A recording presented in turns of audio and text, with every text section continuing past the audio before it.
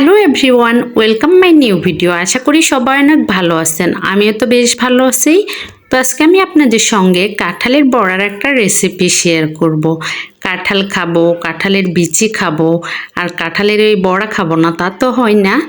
তো কাঁঠালের বড়াটা খেতে একদম তালের বড়ার মতোই মজা লাগে। তো চলুন আপনাদের সঙ্গে রেসিপিটা শেয়ার করি। এখানে আমি কাঁঠাল নিয়ে নিয়েছি, তো কাঁঠালের থেকে বিচিগুলো আমি বের করে নিব।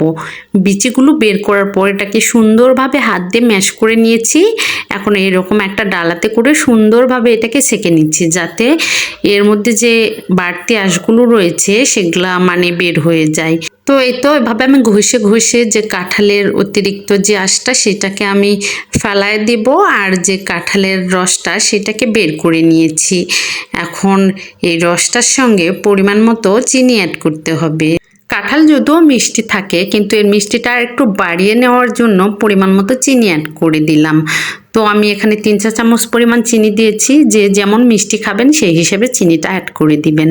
চিনিটা অ্যাড করার পর এটাকে সুন্দরভাবে ম্যাশ করে নিলাম।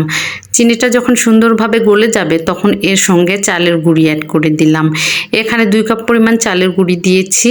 চালের গুঁড়িটা দেওয়ার পর সুন্দরভাবে একটু হাত দিয়ে ম্যাশ করে নিচ্ছি। তারপরে এর সঙ্গে আবার অ্যাড করে দিব 1/2 কাপ পরিমাণ একটু ময়দা। এতে করে বড়াটা অনেক বেশি সফট হবে। তো এই তো আমার ডোটা রেডি হয়ে গেছে। এখানে চুলাতে কড়াই বসাই দিয়েছি। কড়াইয়ের মধ্যে পরিমাণ মতো আমি তেল দিয়ে দিচ্ছি। তো তেলটা একটু যখন গরম হয়ে আসবে তখন আমি বড়াগুলো সুন্দরভাবে এরকম করে হাত দিয়ে একটা শেপ দিয়ে দিব।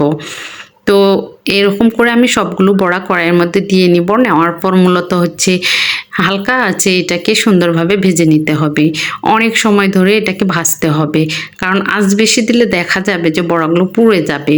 তো ওই জন্য হালকা আছে এপাশ ওপাশ ঘুরিয়ে সুন্দরভাবে এটাকে ভেজে নিব। তো এই যে আমি বড়াগুলোকে এপাশ ওপাশ ঘুরিয়ে সুন্দরভাবে ভেজে নিয়েছি। এখন এগুলোকে তুলে নিচ্ছি। আমি বড়া বানানোর জন্য যতটা ডো তৈরি করেছি সবগুলো একবারে ভাজতে পারিনি। আবারও দ্বিতীয়বার কড়াইয়ের মধ্যে দিয়ে দিচ্ছি। দেওয়ার পর এগুলোকেও এপাশ ওপাশ ঘুরিয়ে সুন্দরভাবে ভেজে নিব।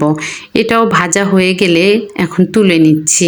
তো আপনারা চাইলে কিন্তু তালের মতো করে এইভাবে কাঁঠালের বড়াটা তৈরি করতে পারেন।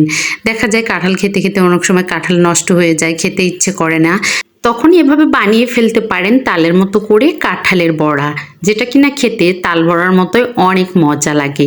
তো যারা তাল বড়া খেতে পছন্দ করেন তারা এভাবে কাঁঠাল না নষ্ট করে কাঁঠালের বড়া বানিয়ে নেবেন। এই যে আমি একটা বড়া ভেঙে দেখালাম, দেখেন কতটা সুন্দর হয়েছে।